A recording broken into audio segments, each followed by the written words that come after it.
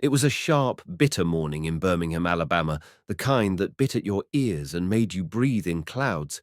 Outside the Children's Medical Center on 9th Street, people hurried in and out of the revolving doors, bundled in thick scarves and rushing like movement itself could erase their pain.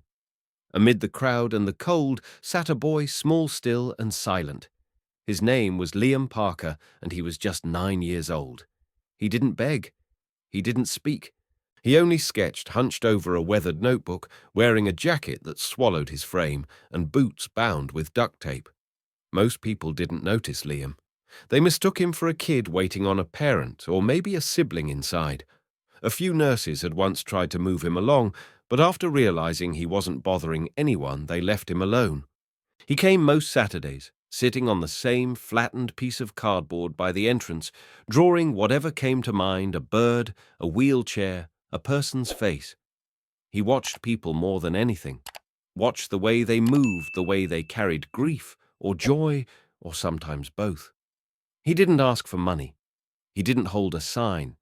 He only watched with wide eyes that seemed far older than his age. And so the world passed him by. That is, until one Saturday morning when something changed. A dark, luxury SUV pulled up across the street and idled.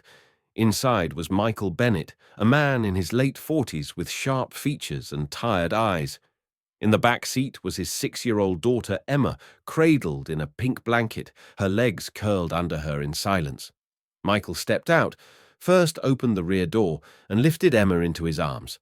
Her eyes stayed fixed on the sky as if refusing to look at the building.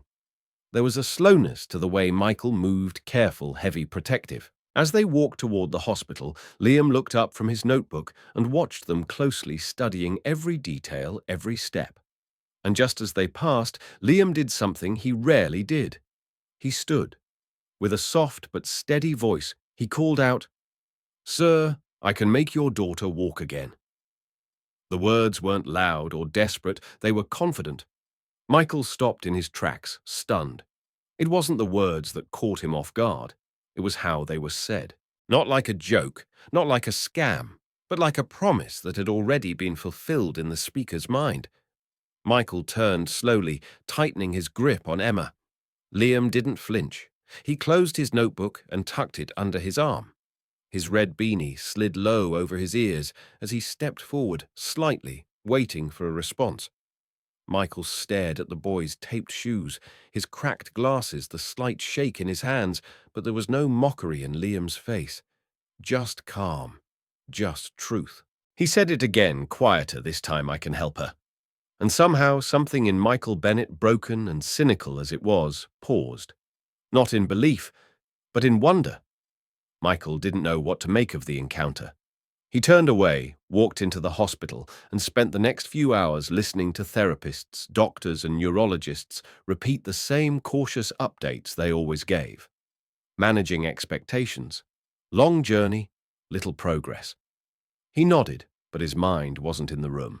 It kept circling back to that boy, the one with the duct-taped shoes and a gaze that didn't blink. "Sir, I can make your daughter walk again." The words echoed like a song you can't unhear. After Emma's appointments, Michael carried her back out through the same doors. And there was Liam again, sitting, watching, waiting. He didn't speak this time, just looked at Michael like he already knew he'd return. Michael hesitated, then approached. "Why would you say something like that?" he asked. "You think this is funny?" Liam shook his head. "No, sir. I wasn't joking." Michael's voice cracked slightly as he lowered Emma into the car. "You don't even know her. You don't know what we've been through." But Liam stood firm. "I don't have to know her to help," he said. "My mum used to help people walk again. She was a physical therapist. That caught Michael off guard." Liam went on. "She taught me that the body remembers, even when the brain forgets. Muscles remember how to move.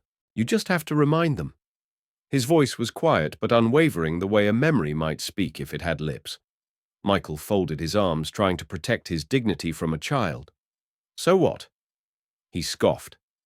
"You watched her do stretches and now you think you're a doctor." Liam didn't respond with anger.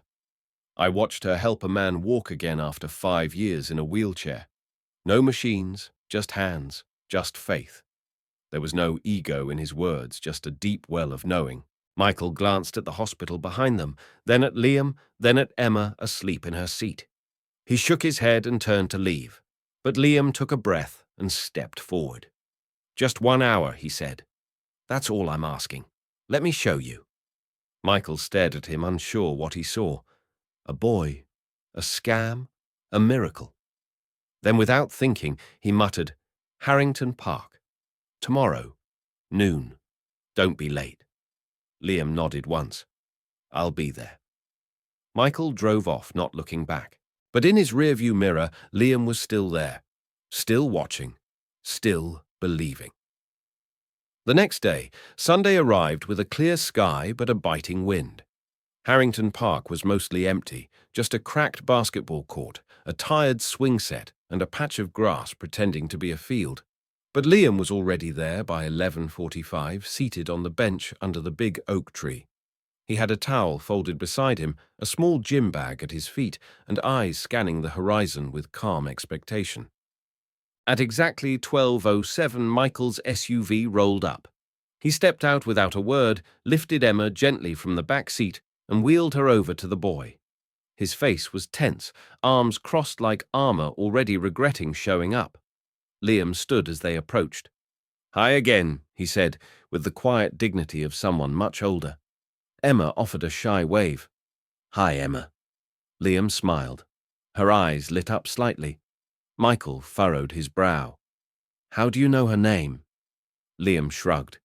"You said it yesterday. I remember stuff." Michael looked skeptical. "So, what now?" "Magic carpet ride." Liam ignored the sarcasm. He knelt down, opened his bag, and pulled out his tools: cocoa butter, a tennis ball, a sock full of warm rice. "My mum used these," he said. "Heat for tight muscles, pressure for nerves." It sounded simple, but his hands moved with care, not guesswork. He turned to Emma. "Can I work with your legs for a bit? If anything feels weird, just say stop. I promise not to hurt you." Emma looked up at her father. Michael exhaled, rubbed the back of his neck. "You can try," he said. "Just be careful." Liam nodded and gently removed the blanket from Emma's legs. He placed the warm pack on her thighs. "Too hot?" he asked. She shook her head. "It feels good." And then something in the air softened. For the next half hour, Liam worked in silence and light conversation. He moved Emma's legs gently, side to side, up and down. He talked to her about cartoons and pizza. She answered at first in one-word replies. Then she asked him questions. "Do you live around here?" "Kind of," he said.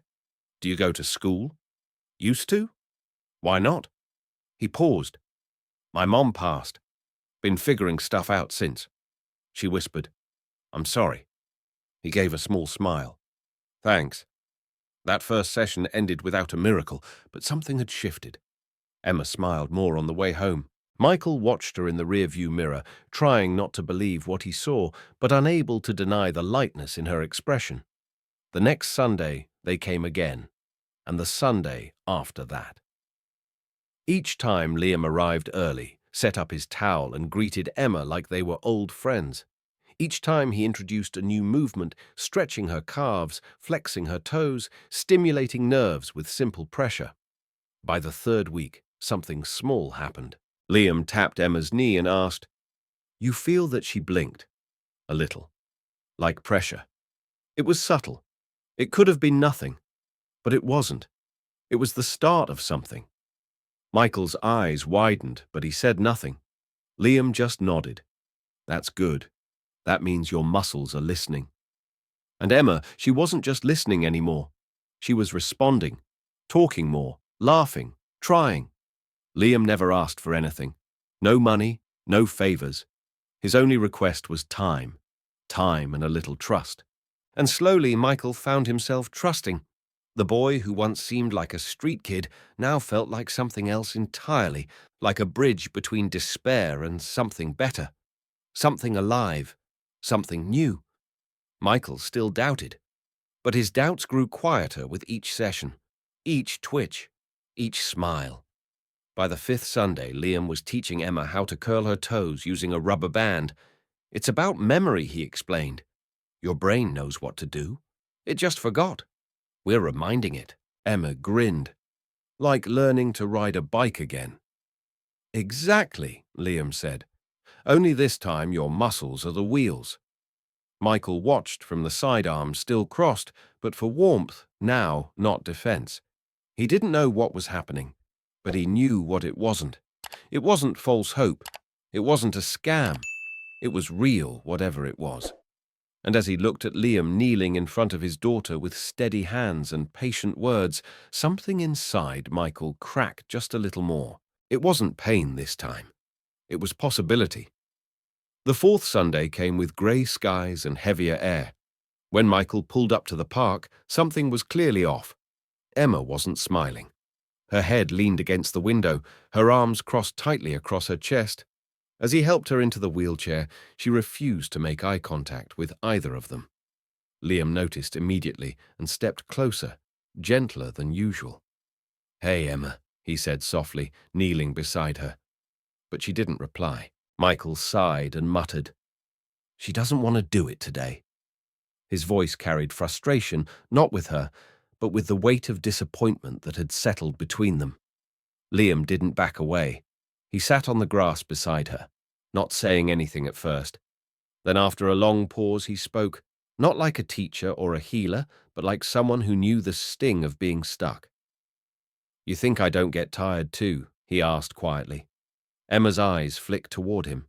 "You think I didn't cry in a shelter when my mum was too sick to get medicine, and I had to just sit there and watch?" His voice didn't shake, but the pain in it was real, etched into every syllable. She blinked, caught off guard by his honesty. "You're allowed to be mad," he said. "I still get mad. But if you stop now, the part of you that wants to walk might stop trying too." Michael, standing just behind them, turned to look at Liam fully for the first time that morning. Emma's bottom lip trembled. "It's pointless," she whispered. "I tried this morning." Nothing moved. Liam nodded like he'd been there before. "That's okay," he replied.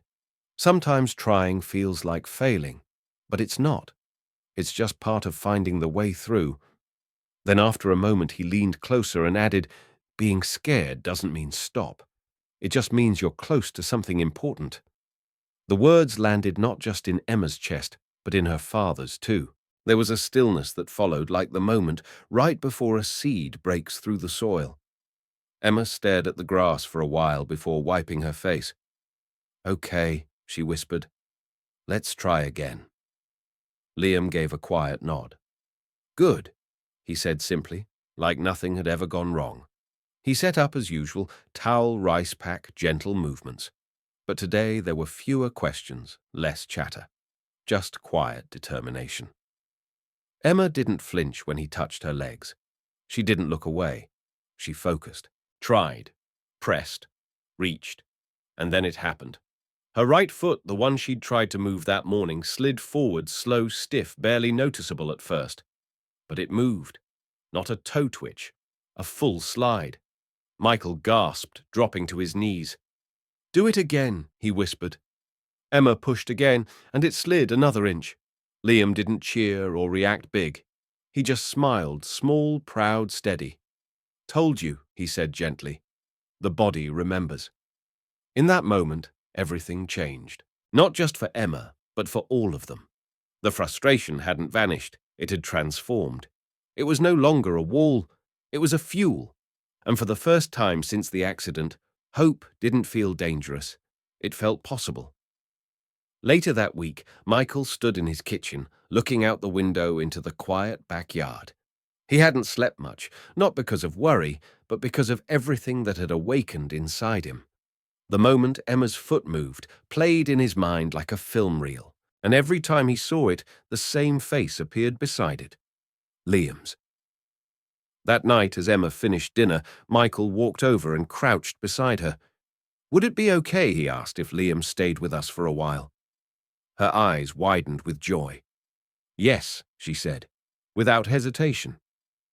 And so the next morning, Liam stood outside their home with a worn backpack, a rolled-up blanket, and eyes full of uncertainty. Michael greeted him in sweatpants and a coffee mug, but his voice was warm. "Right on time," Emma squealed from the hallway, waving frantically. "Liam!" He smiled. "Hey, superstar." That was how it began. Liam didn't take up much space, but his presence filled something that had been missing in the house.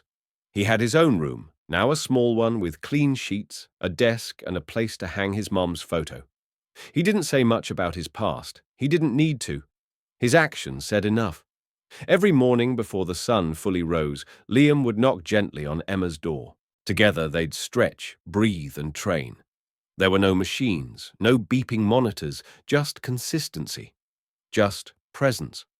At night, while Emma read in bed, Liam would sit at the kitchen table sketching. He drew people walking, people standing, people dancing, hope in motion. Michael watched him sometimes from the hallway, marveling at how this boy, this outsider, had become such a vital part of their rhythm. One night, Michael sat across from Liam, both of them finishing dishes. "You ever think about going back to school?" he asked. Liam paused, then nodded. "Sometimes. But I'm not sure where I fit." Michael leaned forward. "You want to help people walk again? Right?" Liam smiled. "Like my mum did." Michael nodded. "Then let's figure out how to make that happen." It wasn't just an offer, it was a promise, a beginning. What started as healing for Emma had become healing for Liam too. In their home, he wasn't a kid on the outside anymore. He was family. And with that came something more powerful than opportunity belonging. It started with a nurse walking her dog near the park. She spotted Emma sitting on a mat, smiling, moving her toes, while Liam knelt beside her like a guardian angel in a red beanie. She paused, watched, then walked home with a story to tell. Her sister worked in patient services. 2 days later, someone from the hospital asked Michael, "Is it true Emma's improving?" And he just nodded. Thanks to someone we never expected. The word spread like spring wind, quiet but constant. The next Sunday, when Liam and the Bennetts arrived at Harrington Park, 2 other families were already waiting, one with a boy in braces, another with a girl recovering from surgery. They'd heard about the kid who helped Emma walk again. Liam looked at Michael. Michael looked back. "You don't have to," he said quietly. Liam nodded. "I want to." That day he gave up his hour with Emma to help the others, and it wasn't flashy. It was gentle, steady, real. He taught one father how to warm a rice pack, showed a mother how to massage behind her daughter's knees. He crouched down and said to a frustrated teen, "You're not broken. You're just learning a new way to be strong." And he meant it. That was Liam's gift, not just knowledge, but connection. He saw people, really saw them. Not for what they'd lost, but for what they still carried inside. The week after 5 families came, then 9. A local pastor brought chairs. A diner dropped off coffee and bagels. Someone printed flyers, free movement sessions. Sundays, Harrington Park. They didn't put his name on it. Liam asked them not to. "It's not about me," he said. "It's about them." He still laid out the same towel. Still wore the same duct-taped boots. Still looked at Emma first before anyone else, as if to say, "We started this." Local news caught wind of the story. A reporter asked if she could write a piece. "Only if it helps more people," Liam said. "Not for me." And that's what made it real. What made it grow. Because Liam wasn't building a program. He was building a movement, one that didn't need a logo or a budget, just belief and a place to begin. It was the 9th Sunday. The air was warmer, the light gentler, as if even nature knew something was about to happen. Families were already setting up when the SUV pulled in. Michael stepped out, but this time Emma didn't wait to be carried. She opened the door herself. Liam met her halfway. "You ready?" he asked. She nodded, no smile, just focus. Determined.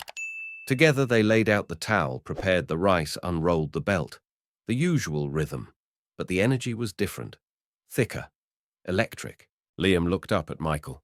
"Same as before," he said. "You hold her arms. I'll steady her legs." but she does the standing. Michael nodded, heart thudding. They counted softly. 1, 2, 3. And then Emma rose. Her legs shook, her arms trembled, but she stood. On her own 2 feet. The crowd went silent. Someone gasped. A mother covered her mouth. Michael froze. She's doing it. And then he let go. And she stayed up. Emma opened her eyes, tears pooling, but not falling. I'm standing, she whispered. Liam blinked hard. Yeah, you are. And then without fear she took a step. Then another, and one more. 3 small steps before she stumbled into her father's waiting arms. He caught her with a cry part, laugh, part sob. You did it, he whispered. You really did it. Emma looked at Liam. You said I could. He shook his head. I said we'd try. That moment changed everything, not just for Emma, but for the crowd that witnessed it. That park, once a forgotten corner of the city, had become sacred ground. People stayed after, hugged, cried, prayed. Liam sat on the bench quiet as always, watching with a full heart and tired eyes. He didn't speak much. He never needed to. Later that night, back at home, Michael stood in the kitchen while Liam poured cereal. You know, you changed everything Michael said. Liam didn't look up. I did. Michael walked over, placed a hand on the boy's shoulder. My daughter walked today not because of a treatment or a drug or a doctor, but because a boy with nothing kept showing up. Liam finally looked up. That's what my mum would have done. Michael's throat tightened. I wish she could have seen this. Liam smiled. She did. It didn't take long for the story to move beyond the park. A local journalist who had heard whispers about the kid who helped the Bennett girl walk finally made her way to Harrington Park one Sunday morning. She didn't approach at first, just watched. Watched a little girl move her toes. Watched a boy in a red beanie guide children with the patience of a saint and the wisdom of someone far older than 9. The next day, the article appeared in the Birmingham Sunday Post, tucked just beneath the fold, 9-year-old with a gift helps dozens heal in City Park. They didn't print Liam's full name, he'd asked them not to, but it didn't matter. People found him anyway. The following weekend, Liam arrived to find a doctor standing by the tree with a clipboard. Name's Dr. Ellis, the man said. I read about you. I'd like to help however I can. Maybe mentor you. Liam blinked, slowly nodded, then offered him a seat. A non-profit organization offered to fund better supplies, stretch bands, mats, even a pop-up tent for rainy days. Someone else donated food for the families. And yet, through all of it, Liam never changed. He still arrived 15 minutes early, still laid the same towel on the same spot of grass, still wore the boots held together by tape. People offered to buy him new ones. He politely declined. These remind me, he said once, of where I started and why I'm here. The only thing that seemed to change was the growing circle of children and families around him, more every week, yet each receiving the same care and focus as if they were the only ones. Emma continued to improve. She wasn't running yet, but she was walking with help. Her balance returned little by little, and her laughter, once quiet and cautious, now came freely. She became Liam's assistant of sorts, greeting new kids, helping roll up towels, even mimicking his warm-up instructions. Okay, she'd say. Mimicking Liam's tone, we're going to be gentle with the knees today. And somehow, her voice gave others permission to believe too. Michael watched it all unfold like a man waking from a long sleep. His daughter had walked, yes, but more than that, their home had come alive. And now standing under the sun each Sunday, watching strangers become students and students become friends, he realized what Liam had created wasn't a clinic or a class. It was a community, a quiet revolution fueled not by technology or funding, but by faith in people in presence in the act of simply showing up. What had once been a forgotten patch of city land had become a sanctuary, a space where healing wasn't measured by milestones alone, but by courage. And Liam, the boy with the taped-up boots and the healer's hands, had become something rare. Not a celebrity, not a miracle worker, but something even more powerful, a steady light in a world that often forgot how to be still and listen. One quiet evening, just after the sun had dipped below the rooftops of Crestview Drive, Michael stood in the kitchen drying dishes while Liam sat at the table sketching. The house was warm, not just from the weather, but from something more subtle, more sacred. A rhythm of life had returned to their home. Emma's voice floated down the hallway, singing quietly to herself as she practiced balancing between the couch and the wall. Michael set the last plate down and turned to the boy. "Liam," he said gently, "you changed everything." Liam looked up slowly, brow raised as if unsure what Michael meant. So Michael stepped closer, pulled out a chair and sat across from him. Not with medicine, not with machines or miracles, but by being here, again and again, by showing up when no one asked you to. Liam didn't say anything at first. He looked down at his sketchbook today. He'd been drawing feet, some with shoes, some bare, all in motion. Then after a pause, he met Michael's eyes and said, "I already am." It wasn't boastful, it wasn't arrogant. It was just true. Michael nodded, blinking more than he needed to. There was something about Liam's presence, his unwavering quiet, his anchored soul that reminded him of his younger self before the stress, before the money, before the pride. It was humbling to be taught by a boy who had lost more than most adults, but still gave more than anyone expected. That's what made it powerful. That's what made it unforgettable. Liam didn't care for praise. He didn't ask for his name on signs or websites. What mattered to him was the work, stretch by stretch, toe by toe, life by life. He understood something most people took years to learn. Healing isn't about fixing someone. It's about walking with them long enough for them to remember they were whole all along. And that kind of healing can't be taught in textbooks. It has to be lived. If you ask anyone who visited Harrington Park that summer, they won't tell you they met a miracle worker. They'll tell you they met a boy who listened, who waited, who never rushed. They'll tell you about a girl who stood for the first time, not because someone pulled her up, but because someone believed she could.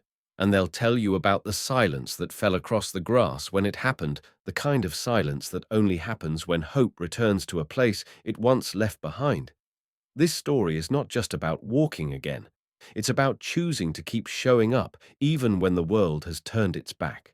It's about remembering that those who have the least in material often carry the most in heart, in grit, and in faith. So if you know someone like Liam, if you know a kid like Emma, tell them this: you matter. You're needed. And even the smallest voice can move mountains if it speaks with love and refuses to give up. If this story touched your heart, don't let it end here. At Deep Inside HQ, we bring you powerful stories of resilience, healing, and the quiet heroes among us, those who choose love, presence, and courage when the world turns away. If you believe stories like Liam's and Emma's deserve to be heard, please take a moment to like this video, share it with someone who needs hope, and subscribe to our channel. Every view, every comment, every subscriber helps us keep telling stories that matter, stories that heal, that inspire, and that remind us of the strength we all carry inside. Stay with us.